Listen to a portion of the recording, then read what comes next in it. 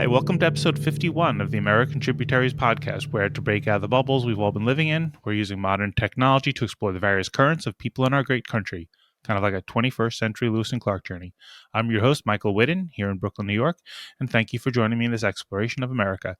Today, I'm thrilled to be joined by Dustin McKinney, who is the community pastor at Calvary Chapel in Danville, Indiana. Dustin and I were connected by a new friend of mine, Katie Hetledge, who I met and thought it would be fun for us to talk with each other. So, Dustin, thanks so much for joining me today. How are you doing? And could you share a bit of your story? Yeah, I'm doing great, and I'm glad you brought up Katie as our mutual friend. Yeah. Man, Katie was awesome. I used to teach in public schools and was taught at the local high school here in the Danville area. And Katie was a fantastic teacher, really a rock star individual. So I'm glad that she was able to connect us together and talk today. Yeah. Like you mentioned, I'm the community pastor here at Calvary Chapel of Danville. Basically, what my job is to engage with the community, both outside and inside of the church. And because of my education background, I also oversee our Christian education, Sunday school. I now oversee the youth group here at Calvary Chapel. And I go out in the community. I'll partner with organizations like Sheltering Wings that help to stop domestic violence in the community. I go into schools and do devotions with teachers and counselors. I'll talk at different school events in the community, different things like that. But I absolutely love it. I really love what your program is all about, Michael. Like I said, Thank you. as a former AP government teacher, civil discourse, Yeah. and learning how to listen. And not just speak out of a knee-jerk reaction, but to listen first, seek to understand. Yeah. Yeah. Those are things that I always talked about in the classroom. So I really appreciate the opportunity to be on the show today. Well, thank you for joining me. So, how long did you teach AP government?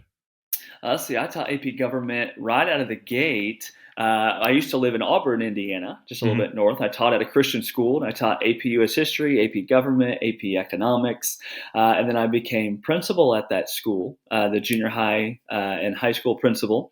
And then when we moved to the area, I went back into teaching, and so I taught AP government for another about 3.5, 4 years. Hmm. So I love it, love teaching it. Yeah. And then what led you to kind of leave that and then I guess focus on just your work with the church? Yeah. So really, out of college, I immediately started working at a Christian school, and that it really is a ministry in itself.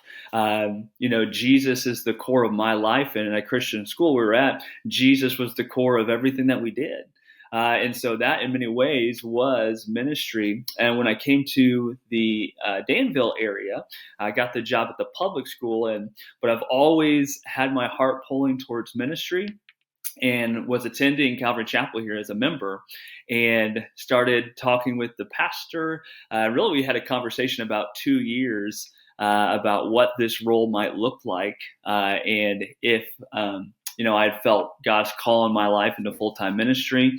And the more and more I prayed about it, more and more I thought about it, and just felt God really pulling me in this direction. So about year and a half ago, 2 years, made the switch and have absolutely loved it. I loved my time teaching too, but I feel this is where God has me right now for whatever his purposes are. Hmm. So how much of you, so when you say the word community pastor, there are associations that come up in my mind, but what's your average day like? Yeah, my average day. Typically it's focused around people, but also there's some administrative elements to it. So typically I come in, and the first thing that we do is we start with devotions with my head pastor. So we pray. I believe that God is sovereign. I believe God is good. And so in his word, God asks us to bring our cares, to bring our anxieties, to bring our good things, all of it, to bring it to him. And so we start each day with prayer. We pray for our church. We pray for the community. And then every day is really a little bit different. I'm either going to a school to do devotions. I'm either helping someone in the congregation. So if there's somebody, for example, we have a food pantry here, and sometimes at the pantry they can't come to the pantry. So there's times where I've gone out and delivered food. I've delivered, medical beds for those who have need and are like going to be on hospice care or really just can't be in a regular bed. So I've done stuff like that. Here at the church, it's a lot of behind the scenes administrative work, like setting up things on our church app, trying to connect with our small group leaders, making sure they're supported. They have curriculum. It's developing curriculum for our Sunday school classes, and everything in between. It's a little bit of everything. Mm-hmm. This technology has worked its way into the ministry as well. Oh yeah, absolutely. Yeah, technology can be very good. It can be used for some really good purposes, as I'm sure you've experienced. And I'm a dad. Technology can be bad. As a teacher, and a principal, technology sometimes caused a lot of issues. But typically, technology is simply the tool. We all struggle with certain things, and sometimes when our heart's not in a good place, we'll use technology for bad purposes.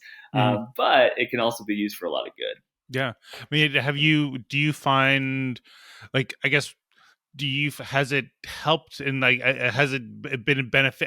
Is it more like, has technology been helping you kind of just stay level, or has it helped you actually kind of, like, I guess, grow, your ministry? And that's a great question. It really has helped us to grow, and really, about the time right before I made this transition, COVID happened. And so you had a lot of churches that really became dependent upon technology, Zoom, or putting their services online to be able to continue. And, through that, though it was a painful experience, God really opened a door. And I think he opened a door for a lot of churches. And it's amazing, the scripture talks about that in our struggles, that God continues to be there. And oftentimes he grows us and he takes us to places where we never thought we would go in the struggle. And I would say that COVID, in many ways, though it was tough for a lot of people, there also was a lot of silver linings and a lot of good that came out of it. And I would say even in education too, because as a principal, I had to oversee now all of our virtual things that we did. So helping teachers find ways to connect with students that were at home. Well, I was able to transfer that into this role and say, well, how are we using technology? Luckily, we have some really amazing IT guys here at the church who know what they're doing and are also open to learning. And so that really has helped us to move forward, because we do now have a lot of people at home who watch online, who can give online, who can do prayer requests online, who can stay connected even though they're at home. So it's been a really good thing. Yeah. Wow. To be, like, fully honest, like, I, last went to church. I was raised Catholic, and when my parents divorced, like 1983, my father moved out, the church going routine quickly stopped. So I'm sure that's not an uncommon story. But what I've found is, during the pandemic, I started writing, just to try to make sense of all the stuff that was happening, like, in the country and in the world. And one of the things I found was, like, I was kind of almost, like, stumbling into, like, principles that you might be more closely associated with religion, but I was coming at it from, I was getting to it from, I guess, a more secular principle, and it just kind of got me thinking about, for the instance, for example, the example I've used before on the podcast is, like, the idea of forgiveness. Is something that is very much, like, it is infused with, I think, some kind of religious meaning, but I realize, like, it's really just a very practical thing that you have to be able to do just for your own humanity, even just like from a secular standpoint, because if you don't learn how to forgive, it's not about really the other person, it's for self-preservation. If you can't let go of the slights against you, you're going to go through your life just kind of brimming with anger and resentment, and it'll destroy you from inside. Yeah, well, I couldn't agree more. In fact, Jesus talks a lot about forgiveness. He talks about, there's this story in the Bible, or this account in the Bible, where Peter, he thinks he's going above and beyond, saying, "Hey, Jesus, if my brother sins against me, should I forgive him, like, up to up to 7 times, which is like way above normal. And Jesus tells you, I tell you, not 7, but 70 times 7, meaning that, man, we continue to forgive. Jesus is about compassion and mercy and grace and forgiveness. And I was reading, some of the emails we exchanged. I saw some of those core values that you had in one of your email Yeah, signatures. yeah. And it really, as I was thinking about it, man, you have humility in there. Like, oh boy, do we need humility? Yeah, God, yeah. the Bible says God opposes the proud, but gives grace or favor to the humble. And then you have like compassion on there, and all through the Bible you read that Jesus saw the crowds and he had compassion on them. Yeah. And so I love those principles that you go by, and I appreciate you pointing them out in your email signature. But it was, and that was for me, like I was doing like these like thought experiments, and I just kept thinking about all the different things that had happened, and I was like, in almost any of these problems or any of these perceptions or things where we get angry, that's not to say that you can't have your own personal truths or your own principles, guiding posts, whatever it is that gets you through life. But it's impossible to get a planet of 8 billion people all on the same page. So how do we kind of coexist? And I think it became to me more about like those behavioral guideposts. Like, it's not about what you believe. You can believe your thing, I can believe my thing.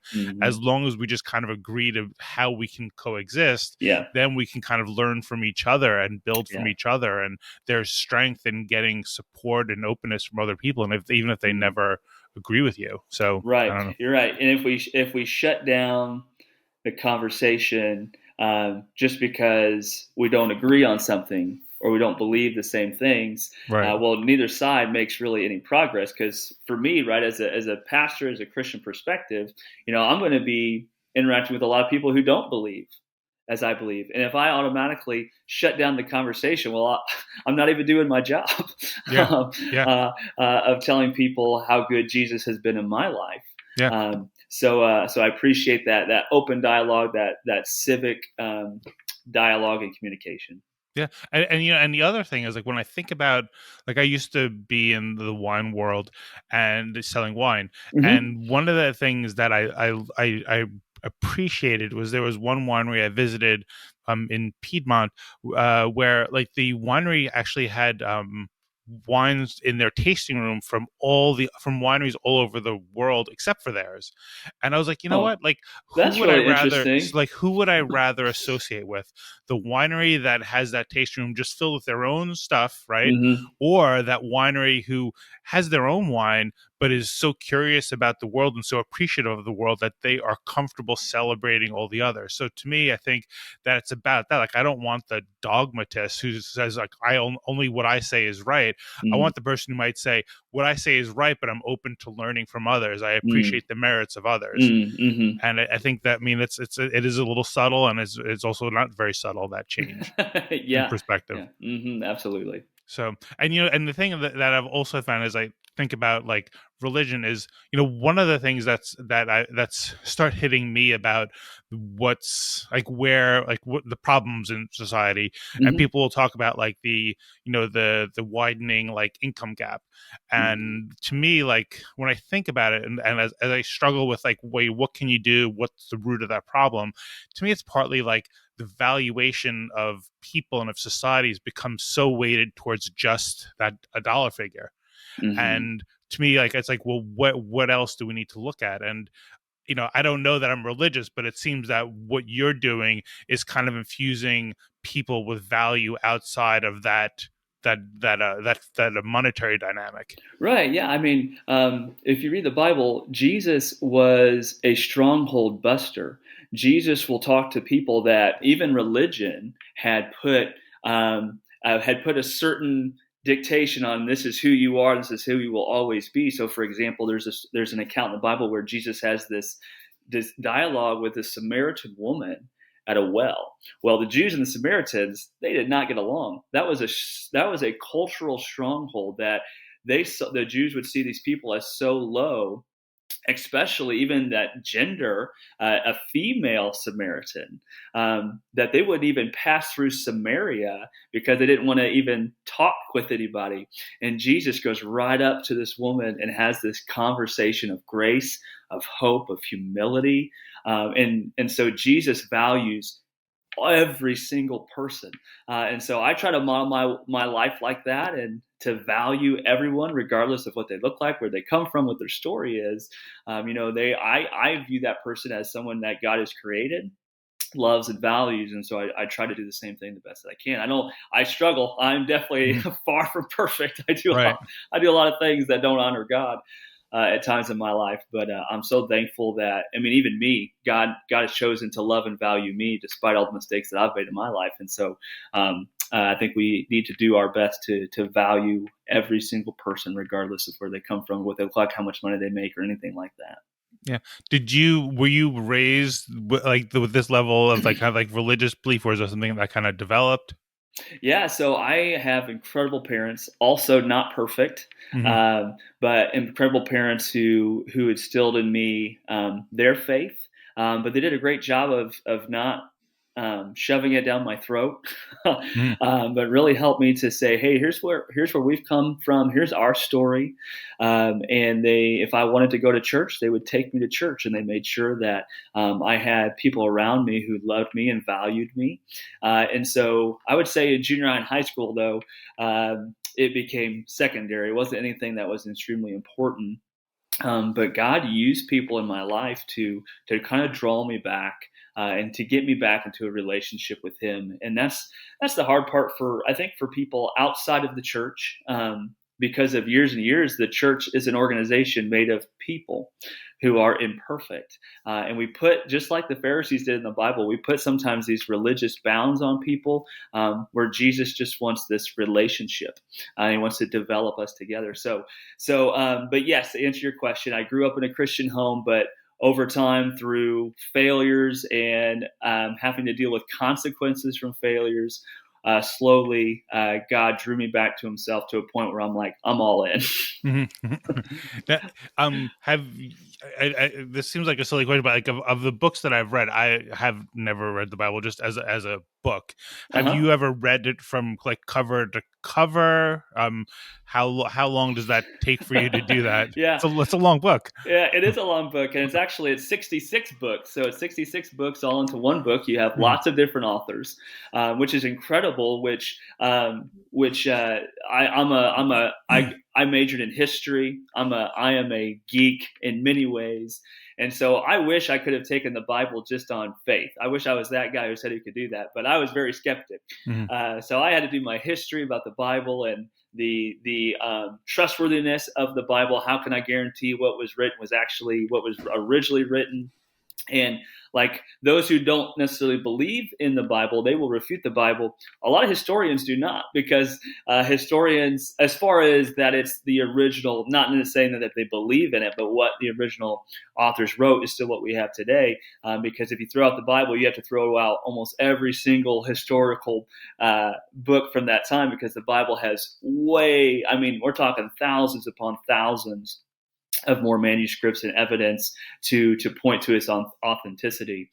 So yeah, you have all of these authors from all different walks of life and all different eras of time, who all point to the same thing. They all point to Jesus and talk about Jesus. So for me, each book of the Bible, though it's different, they all point to this Savior of the world that is to come, who is Jesus. And so there are a lot of Bible apps out there that you can read the Bible in a year. Mhm. It's usually a lot of reading in a day if you do that.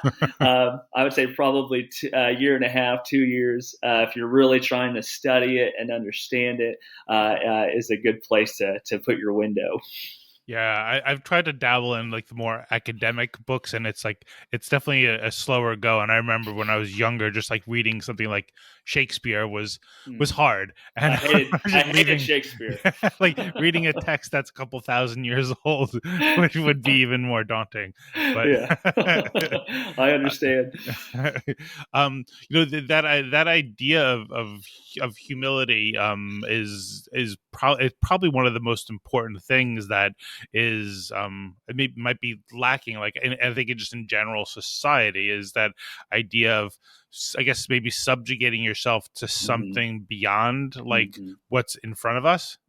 Is that like I mean, I guess, would you, it looks like you agree. Yeah. Yeah, well, humility, you know, when I read the Bible, and even from my own perspective, love and humility does not necessarily mean being a doormat.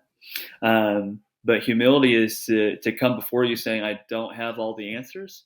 I don't have all of the wisdom. I rely on the wisdom that God gives, and this wisdom in Scripture. But if I had to characterize Jesus's ministry, humility, compassion, and service are up there. Jesus, you take the God of the universe who chooses to come and lay his life down, but then you see him, washing the feet of his disciples. Mm-hmm. So Christians, if we're to follow that model, we should be some of the most humble people in the world, but that's not always the case. So we struggle like anybody else. But yes, as far as humility, subjugating, I subjugate my life to the authority of Christ in my life. Mm-hmm. Through that, I try my best to go where he wants and not necessarily where I want to go all the time. It usually just gets me in trouble when I go where I want to go.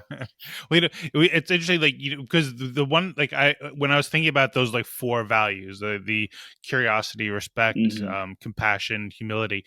The humility was something that I kind of realized I needed after the others, because, and the example I give is I was reading this book about Lewis and Clark, and there and as you read it, there's so much that they were doing that was I think modeling at least those first three traits, right? They're engaging the Indians. They're trying to respect them. They are curious, but there was a lack of humility, because they would go and they would talk to the tribes, but they wouldn't consult with Sacagawea.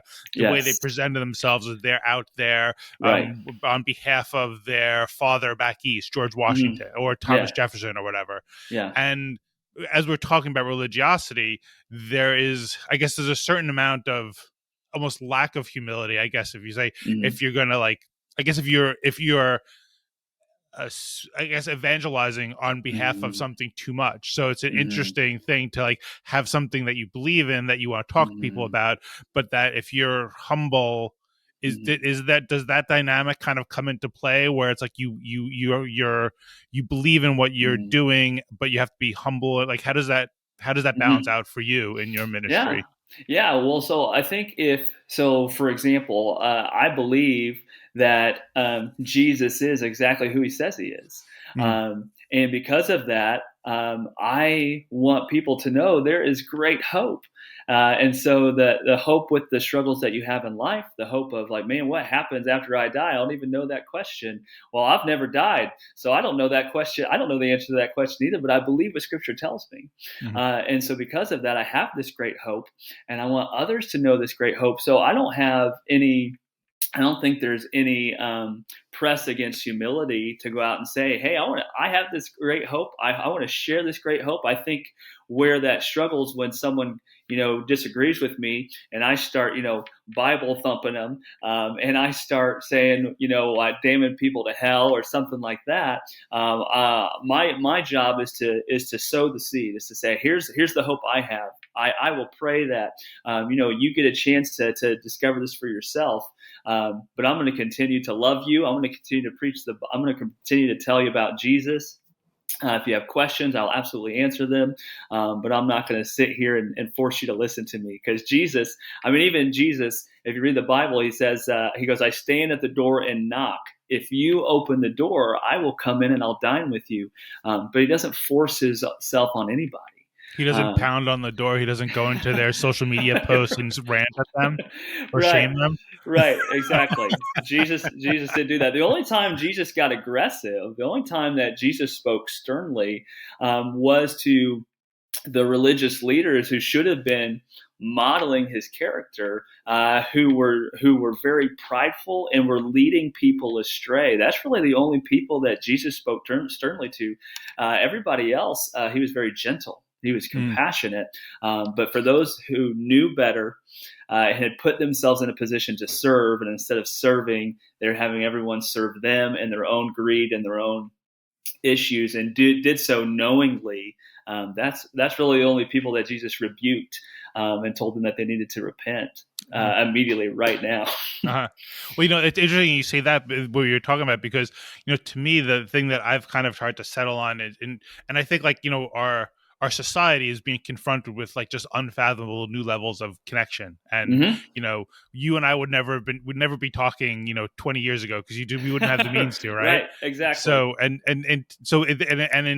it's doing a lot of different things for us. But like, one of the things that it is forcing you to be confronted with people who live very differently, think very Yes. differently, value very differently. And one of the things that I've kind of settled on and try to remind myself of all the time is that like we said, there's nothing wrong with having your own beliefs, but what we all need to do is to try to change the tone of how we're talking about our own beliefs, and also having more patience. So Amen. and that's, again, I came to that from a secular viewpoint. You're coming at it from a religious viewpoint, Mm-hmm. but it's the same thing. Like, we can look at things differently. And those are principles that I need to practice in my home a lot, frankly, sometimes when Yes, the kids won't go to sleep or absolutely. anything. But Yes. Yeah, yeah. I always need a good dose of patience. Absolutely. No, yes. And like you mentioned, listening and seeking to understand, not seeking to just listen to respond, right? I'm sure you've heard that, you listen to understand, not just listen to respond. And so there are conversations I've had with people, who do differ from me as far as, like, abortion, marriage, gender identity, lots of, economics, what's America's role in the world, military, those things. And at first, I would say, when I was a younger man, I struggled with that, of listening to understand. It really was just listening to respond, because I want my point thrown out there. And I hope, through growth, that I've come to a better spot of trying to listen to understand, see where you're coming from, and then having that civil discourse. So yeah.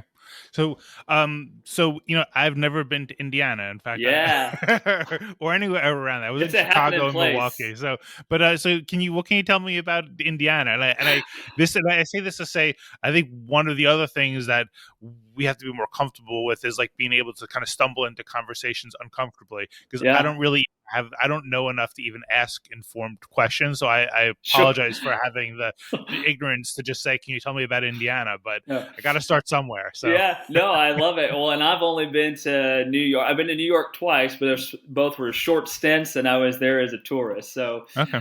so the actual everyday life in New York, I have no idea. But you've asked the right guy, because I'm a Hoosier. I'm a Hoosier through and through. Every place I've lived has either been next to a cornfield or a woods, and I went to a school that had take your tractor to school day.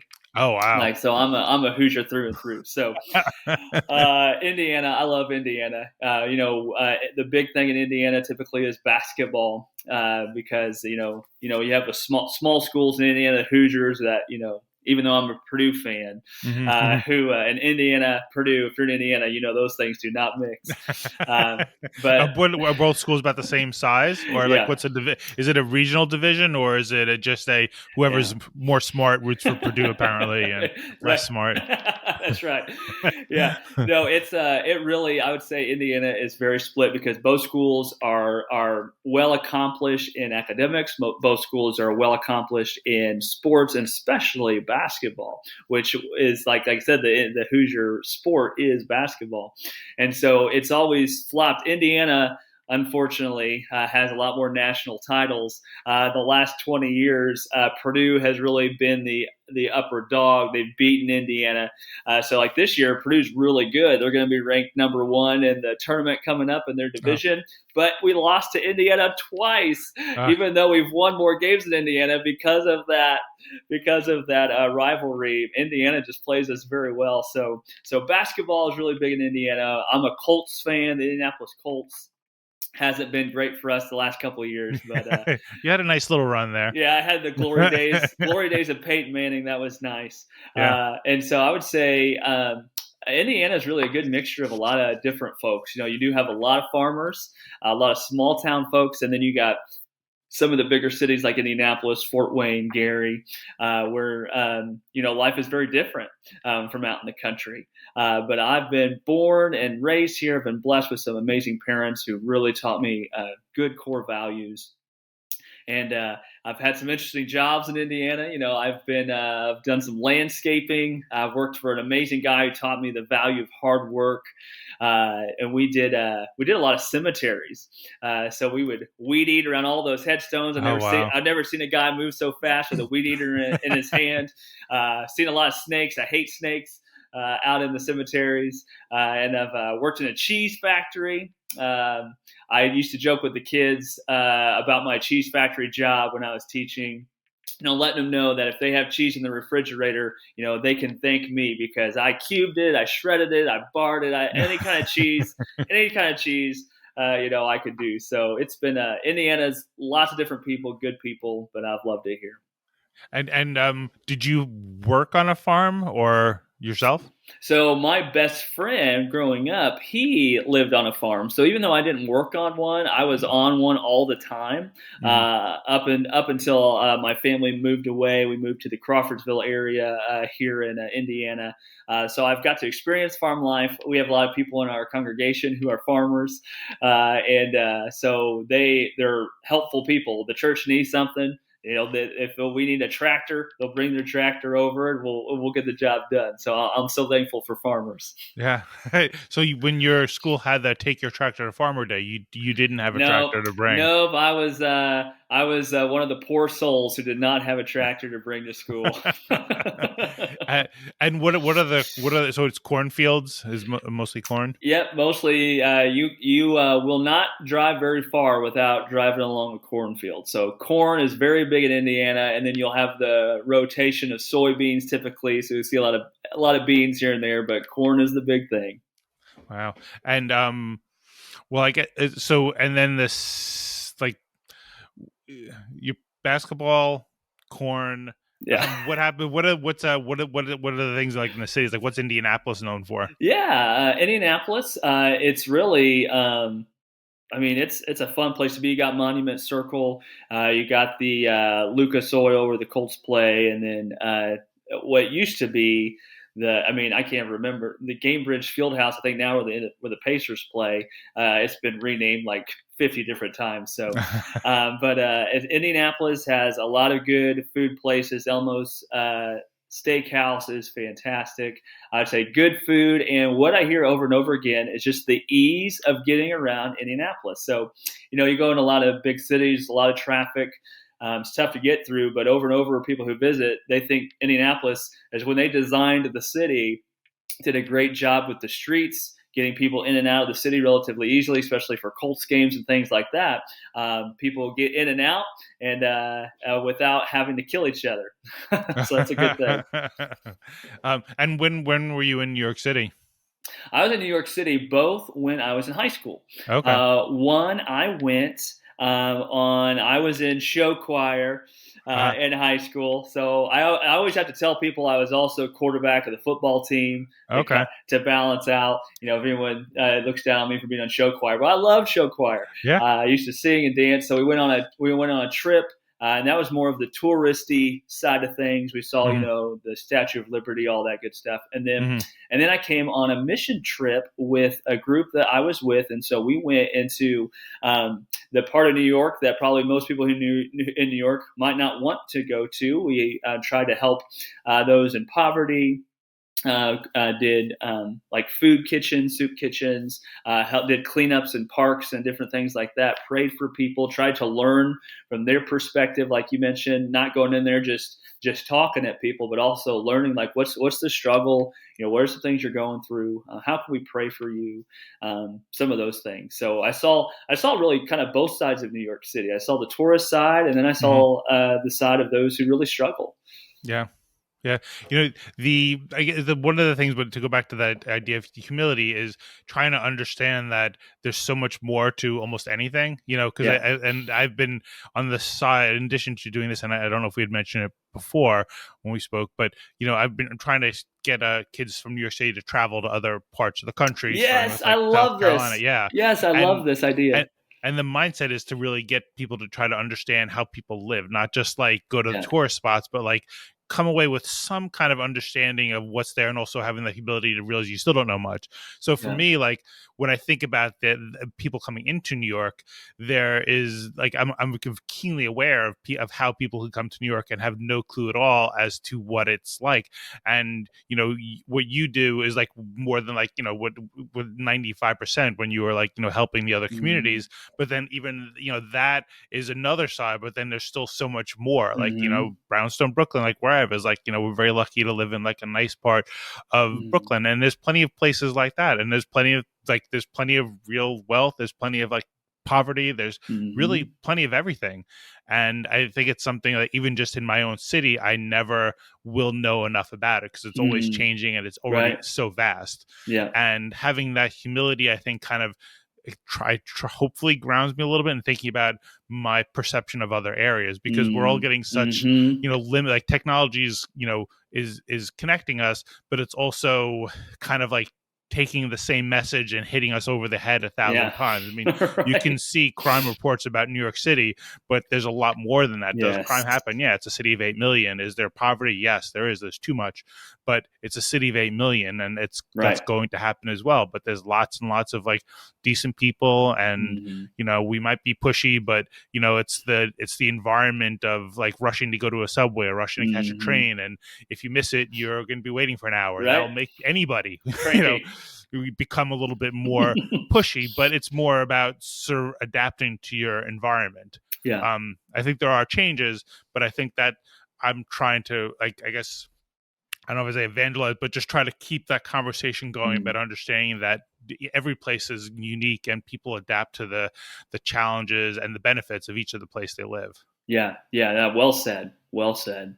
So, and I don't know really what it's like to be in the farming community. Do Mm-hmm. you find like are there is I don't know. I feel like whenever you hear about farmers, it's usually like about the struggles. Yeah. And I don't know if like technology has Mm-hmm. gotten better, if the markets have gotten better, one or the other. Like how do you find the farming community is in your in Yeah. Overall, pretty good. Like I said, not being on a farm, so I'm only speaking from what I hear, but yeah from some of the farmers in our community, even though, things like inflation has hit hard, things like that, the farmers still seem to be in a good place. They're doing well. It was a good, as far as weather wise, it was a good year for crops. So we'll see what this spring brings. Now it's a new season. mhm. So hopefully they get another good round of weather that is super helpful. Weather and inflation are two things that play, majorly, like most businesses. Maybe not the weather, but will play on the farmers this year. So we'll see. We'll see how the crops end up coming this fall. Yeah.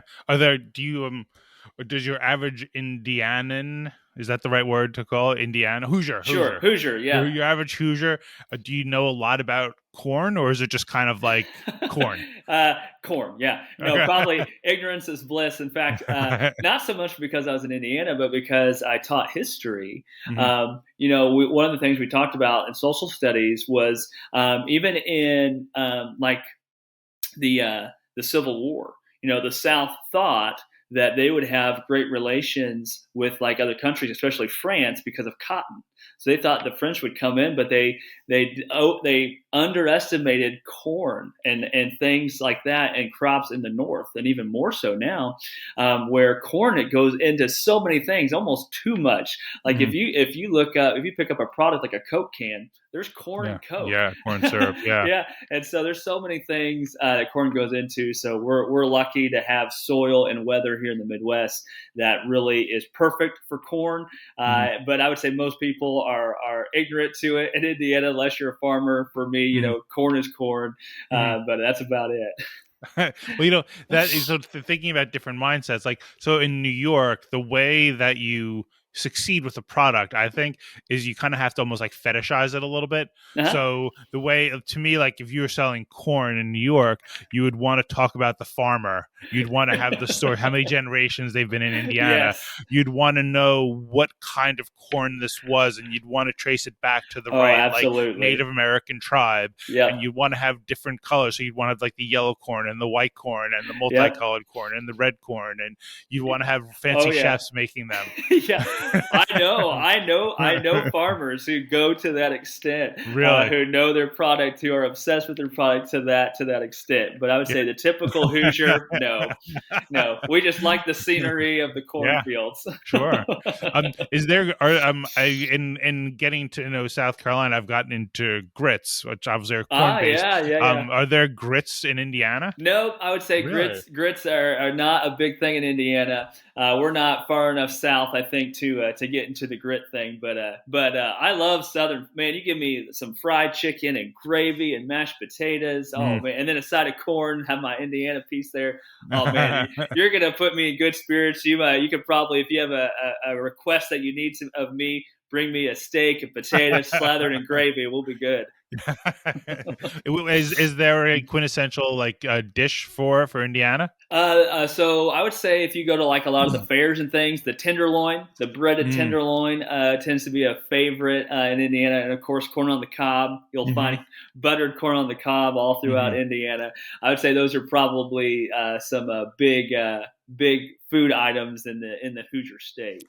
How about New Mm. York? I mean, I know New York is like pizza. Uh, Yeah. when I went to New York, the times I went, I got pizza like everywhere I went. Yeah. But what else? What are some dishes in New York?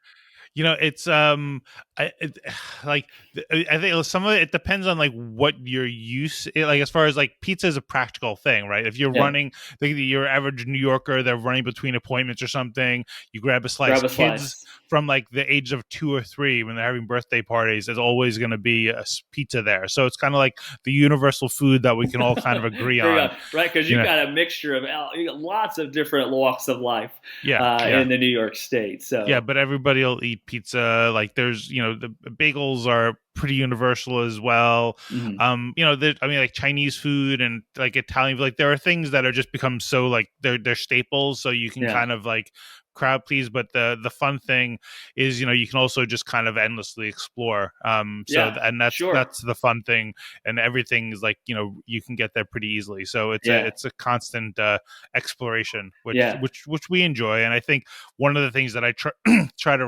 remind myself sometimes is like I like that kind of change, but not everybody is necessarily wants that kind of like stimulation. I think what Mhm, I realized is like during the pandemic when like the school was changing the routines like every day or mhm. every week is we're gonna do this, we're gonna do that. It was getting very frustrating, more frustrating for me, like, oh my god, like this, and now we're changing to another system, and it kind of like really forced me to kind of really like, the change is very unsettling because like I got used to doing one thing and I don't want to keep devoting brain power to understanding the new way of doing things. Yes, yes, And I understand that. you see that on a microscopic scale with like those things with the pandemic, but it's also just that translates even to a bigger picture to be like, some people just don't want to have to always be dealing with, oh, now we got to do it this way or do it that way, or I got to think things differently. It doesn't mean that change is bad, but it just Yeah, means people are going to react to yeah. change in Very different ways. differently. Yeah. Now, I'm curious as we're on the subject of New York. How long have you been in New York? Because I can't say I pull out a super thick New York accent, when you talk. Well, I grew up on Long Island, so nearby, Okay. and Okay. I've been in New York since for 25 years now. Oh So, wow. the thick Long Island accent I had growing up was shamed out of me in college. Okay. Okay. Do I have a Hoosier accent? Do I, I talk funny to you? no, I think you've got like there might be a little bit of something there, A but little it's bit of twang. very yeah, a little bit, but no, but I don't say it's so funny because actually it was my sister's best friend. So I have an older sister and a younger brother, and so they grew up in Indiana, and then they moved down to Georgia, and it was only like maybe 2 3 months that we went to Disney World in Florida, my family, and we stopped at their house along the way in Georgia, and they were y'all, and I was like, this happened in just 3 months, and they didn't even know it. They didn't even recognize it. Like, oh yeah, well, I guess we do say y'all a lot, and everything was Coke. If Mountain Dew was Coke, Pepsi was Coke. So it was funny how quickly we can adapt to our environments. Yeah, yeah. I had a friend from Milwaukee who used the term rough for the roof. So Oh, there's interesting. I thought that was a Milwaukee thing, but I've asked others about it, and they didn't ring clear, didn't remind them of anything. So maybe just his own personal Yeah, personal maybe that's what gauge it for the was. group. So, do you get around much? Like when I was looking at a map last night of like Indiana, I was like, I didn't realize how many other cities are close by. Like in the one sense, we're Mhm. talking about like rural parts of Indiana, Mhm. but like it looked like within like a couple of hours, there's a lot of like major cities and very Yeah. different areas really close by. You got Chicago, you got Louisville down south, you got Indianapolis that's close by, you got Cincinnati. That's not so. Yeah, really within a couple of hours. So because of that, I've been to Chicago, I've been to Cincinnati, I've been to Louisville, and these different types of places. Had some of the best street tacos I've ever had in Cincinnati. Mhm. They were fantastic. Yeah, my family and I we went to the so there's Ken Ham from the Creation Ministries. He has they built a replica of the Ark in Genesis, and so we went and checked that out, and then we went into Cincinnati and spent some time in there and loved it. So, but yeah, we love traveling. I can't say city life is meant for me, uh, but I love going. I love spending time in there. What was it? What's it about city life that is a bit off, but that causes you to Yeah, balk? I guess it's the pace. Uh, So like I said, cornfields. Everyone, we're not necessarily in a hurry to mhm. get anywhere. We can slow down. We can have a conversation. Not that you can't have that in places like New York, Yeah. but things are things are a little bit more loud. Things are a little bit more busy. Cornfields swaying in the breeze. Doesn't make a lot of noise Yeah. versus honking cars and things like that. So I think just the pace of life and the stillness that can be out there, when you're Yeah. surrounded by fields, then I really enjoy that part of Indiana.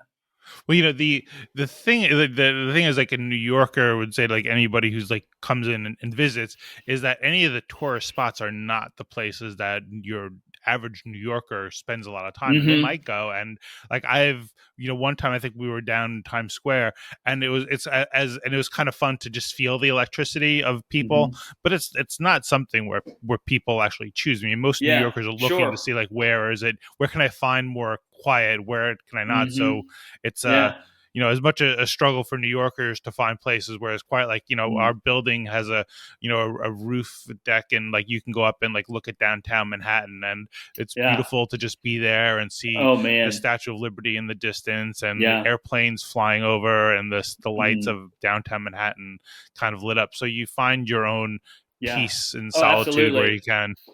Yeah, it reminded. So you say that, and it reminds me of two things. One, both when I went to Chicago, I went. One of my best friends, whose name is Mike Myers. Unfortunate Yeah. name. Oh yeah.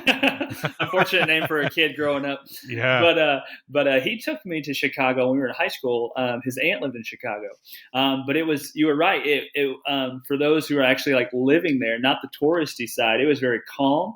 It wasn't as busy, and I was like, okay, yeah, this is really cool. And then I also went on a mission trip to Chicago, and we were with a Hispanic church in a Latino part of the suburbs. But they let us go up on the roof of their church at night. We could see the whole skyline of Chicago, and it was breathtaking. It was absolutely beautiful. I don't know if you ever watched the show Hey Arnold, but Uh, when I was a kid, I loved Hey Arnold. There were times mhm. they'd go up on the roof, and you could see the city in the background. I felt like I was a part of that show, but it was Yeah. awesome. Yeah, and to me, the other pleasure of New York is like sometimes we can get that place. Like there was this wine bar that I went to once, and Mm-hmm. like they just had a great seat where you could just look out and see like the humanity, the various people, kind of walking by in their own worlds, and it's kind of is that people watching that I think is also oddly Yes. Oh, peaceful. yes. Well, my wife is a professional people watcher. Oh yeah, okay. Yeah, we'll like go to the swimming pool, and I'm like actually swimming. She's like just looking around. I'm like, "Are you people watching?" She's like, "Yeah." And her sister, her younger sister, is like that too. So I always make the joke whenever we're going anywhere to see something. We're like, "Well." you're going to be too busy watching the people anyway. So really, that doesn't matter what we're going to see. Yeah, yeah. All right. Well, you next time you come to New York, I'll just let me know, and we'll find you can consult with me and Katie, and we'll give you the right spot to just watch Perfect, people. perfect. So, are you married? Yes, yeah. So Yeah, married, 3 kids. yeah. So How long have you been married? we've been we'll be going on 24 years this May. Oh, that's awesome! So yeah, Congratulations. That's thank you. incredible. And 30 years together. We met our senior year in college. Oh, that's awesome. So my wife and I, we started dating in junior high. Oh wow. Yes. So, well, it's so funny because her parents were kind of the same way, and her grandparents were kind of the same way. And it's not we didn't do that because of that. It's just funny how our stories ended up similar. But we were really good friends in junior high. So we dated through high school, we dated through college, and we were actually together over 8 years before we got married. Mm-hmm. If you count the dating days, Mm-hmm. going out, you don't really go out anywhere. Your parents drive you to a place Yeah, in junior high. yeah. But we've had our ups and downs, and I've done some really stupid things as a husband. But I'm so thankful that God has given me a patient, loving, forgiving woman because she is incredible. My wife's name is Alexandra, Ah. and even recently, just talking about our marriage and things, things that try to tear you apart. And my wife was very vulnerable with me, and she shared struggles that she had, and it was refreshing, where we could both come to this point to say, I still choose you, like regardless of our past, regardless of stupid things that we've done, like I'm choosing you. God has given me you. I want God to bless our marriage, and we want to work together to grow together. And so we have I'm just thankful. I'm thankful for my wife. I want to give a shout out to her. I'm very blessed. I'm very blessed, man. Yeah, the same here. It seems that every decade I've changed careers on my wife. So Yes. I used to be a Which lawyer. changes things for them. Yeah, You used to yeah, be a and lawyer. yeah, I was a Oh corporate man. lawyer, and Wow. yeah, So so it's now you got the curiosity bugs flowing. So how you asked me what moved me out of education into full ministry. So what moved you out of being a corporate lawyer? well, yeah. I mean, it was the type of corporate law that's practiced in New York. If you're going to be at a law firm, Mm-hmm. is just it's unrelenting, and the Mm-hmm. pay is good, but I didn't love it enough to try to work through all the challenges that came with it. And then you could go in house, but I didn't. It never really kind of resonated for me, and I don't know that I've initially been like I've had many shortcomings, I think, in like maybe like my contributions to the family professionally a little bit. But Mm-hmm. what I'd say is I was in the Navy before I was a Uh-huh. lawyer. So, Yeah. but, Wow. and both those jobs, like it never felt right. And it Mm. sounds kind of like it's like too soft to say that, but I always just felt like I wasn't in the right skin. And even like just with Mm. wine, it felt so much more natural. And like what I'm doing now, which Mm-hmm. has been the most like rewarding, but I still need to contribute to the household, so there's the Mm. challenge. Yeah. But it feels very natural, so Yeah. that's why I think I left law. Was like I knew that it wasn't right for me. I knew that I wasn't doing right by my colleagues and Mm. clients, and really by my family, because I was getting a salary, but I was just so torn. And I think that, and maybe this is where what your work comes in,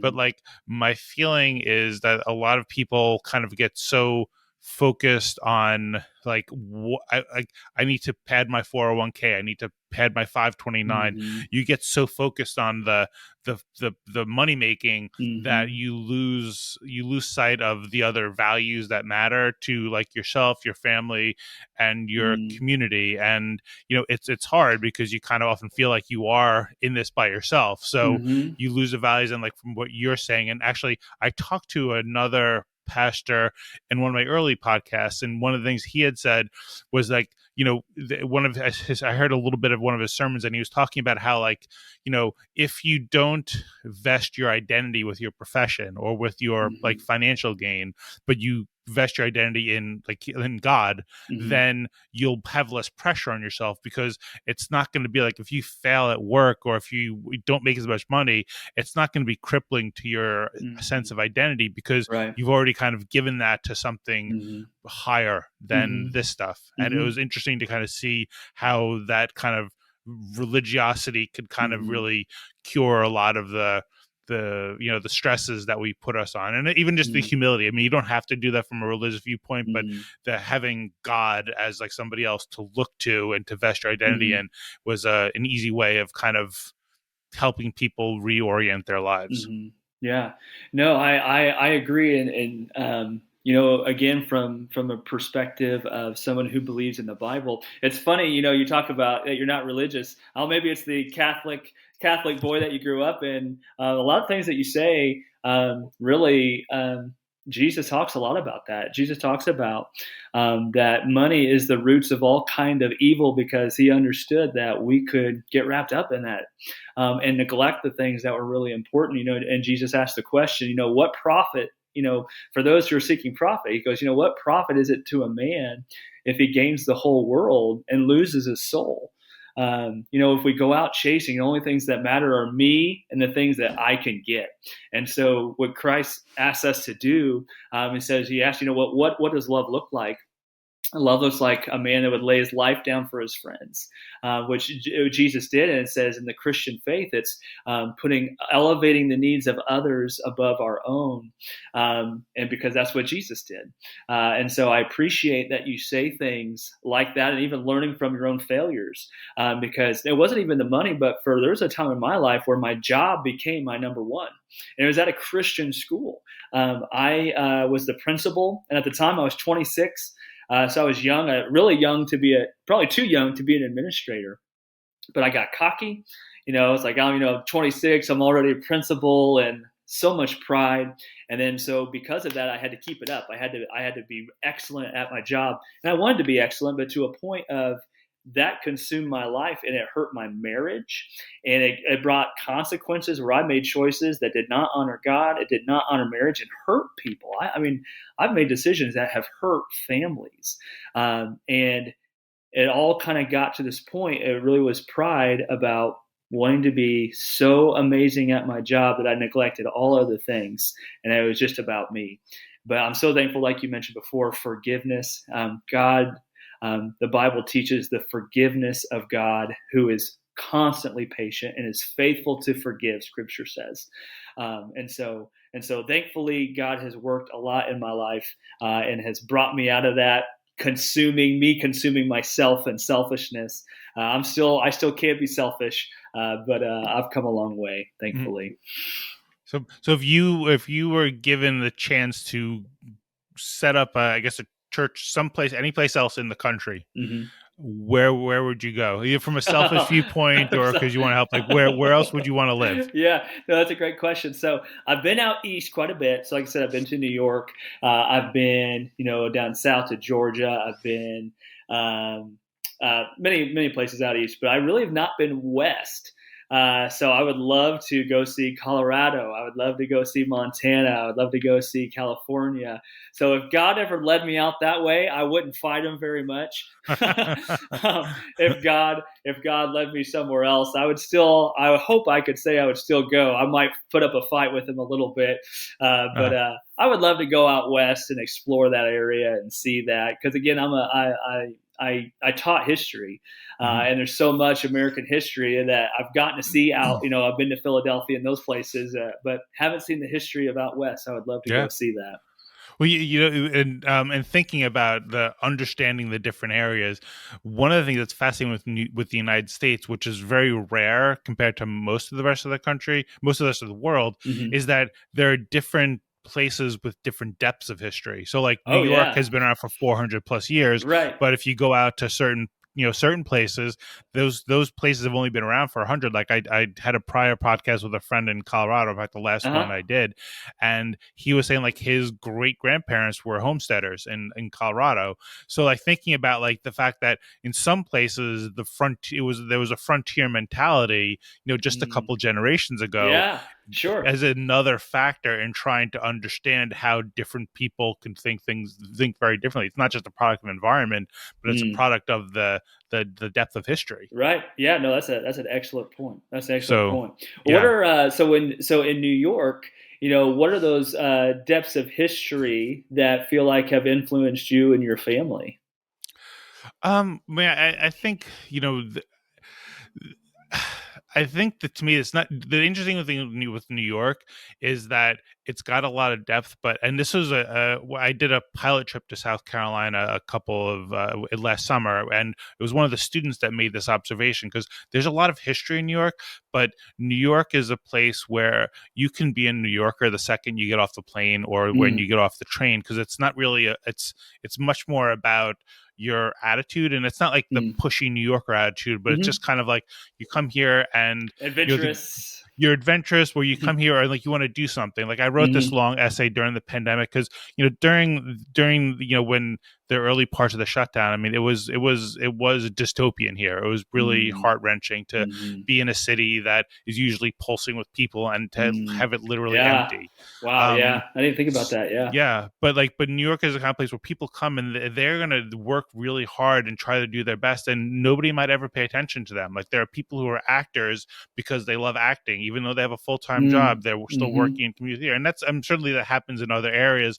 But like there are people that are trying to make their mark because, like in New York, if you can succeed, you can. It means a lot because there's 8 million people here. So if you've got a crazy idea, there's 8 million people here and you can get a critical mass of Yeah. fans and Yeah. appreciation Yeah. Yeah. that you're not going to get. Like if you did something in Indiana, like if you're going to open like a Tibetan restaurant in New York City Right. area, you can find probably amongst those 8 million enough people to keep your business going. But if you open up a Tibetan restaurant in Indiana, Yeah. it may be a little bit hard to Yeah. find enough people. Not enough gravy slathered on the food, so Yeah, it's so I not. think that so that's like I think that the interesting thing with New York is like there's history, but it's almost Mm. because it's always kind of being reinvented. Yeah. That's what kind of makes it maybe a little bit unmooring to be here, but it also gives you that opportunity to kind of reinvent yourself and make a difference, which is also one of the things that like in trying to understand why sometimes maybe the messaging from a place like New York seems so out of character. It's because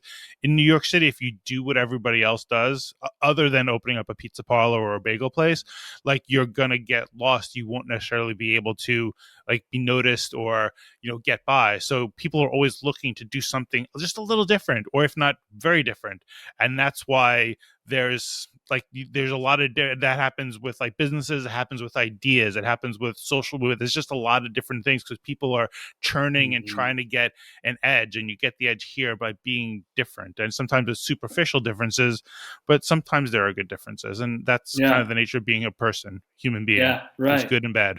Oh, that's an awesome perspective. Thanks for sharing So that. I don't so I don't know if that answers your question, but No, yeah, that's absolutely. That's so great. I and appreciate and it. I would say that I I take I guess a little bit of like pride that like when I go through the West Village, I'll go past the area where like my great grandparents live, Mm. raised my grandfather. Yeah. So it's kind of cool to have that opportunity to kind of connect with my forefathers a little bit. Yeah. No, that's awesome. That's awesome. That's really cool. So, but yeah, so I mean, I would continue to go on for a long time, but I'm sure you have plenty of things on your plate. Yeah. So before we wrap up, can I just ask, like, what gives you hope at the end of the day? Yeah. Well, to I'm going to give you a pastor's answer, so I'll apologize in advance. But when Matthew wrote his gospel, the book of Matthew. So Matthew is a guy who spent time with Jesus, and so he basically wrote about what he saw. And he was writing about something that Jesus said. So in the book of Matthew, it says, Jesus says, "Come to me, all who are weary and heavy burdened, and I will give you rest." So what gives me hope at the end of the day is that no matter what comes my way, um, my identity, you talked about your pastor talking about identity, my identity and my faith is in Jesus, and he's steadfast, and he's always faithful to give me what I need. It's not always what I want, but he gives me what I need. And so, for people who are out there, like I said, who's never have experienced Jesus, that's where my hope is. I would encourage anybody to check it out. Jesus is not, we talked about religion. Jesus is not a religion. He's a person, and he wants a relationship. And I'm so thankful for my relationship with him. Great. Cool. Well, thank you for that, and thank you to all the listeners and viewers out Hmm. there. May you go out and explore our country with curiosity, respect, compassion, and humility. All right. Thanks so much, Dustin. It's been a real pleasure. Thank you, Michael.